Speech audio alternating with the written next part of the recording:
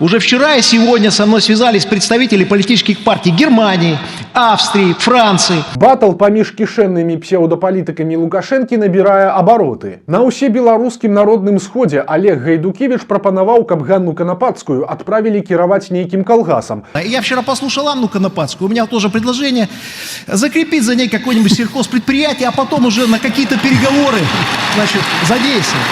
Потому что у них... І адказ быў нечаканым, бо Канапацкая заявіла, што згодная, але пры адной умове. Маўляў, хай тады Гайдукевич таксама ўзначаліць нейкі калгас, і праз 5 гадоў паглядзім, хто справіўся лепш. Здавалася б, поўны цырк, але сапраўднае шапіто пачалося далей, бо Канапацкая пажалілася, што просіць у Мядзельскага райвыканкама аддаць ёй птушкафабрыку «Новая зара», якая знаходзіцца ў стадыі ліквідацыі. Але ж чыноўнікі нешта не ідуць насустрач і адказваюць ветліва, але катэгарычна. Цытата. «Дзякуй за ўвагу да нашага прадпрыемства, але мы неяк справімся самі».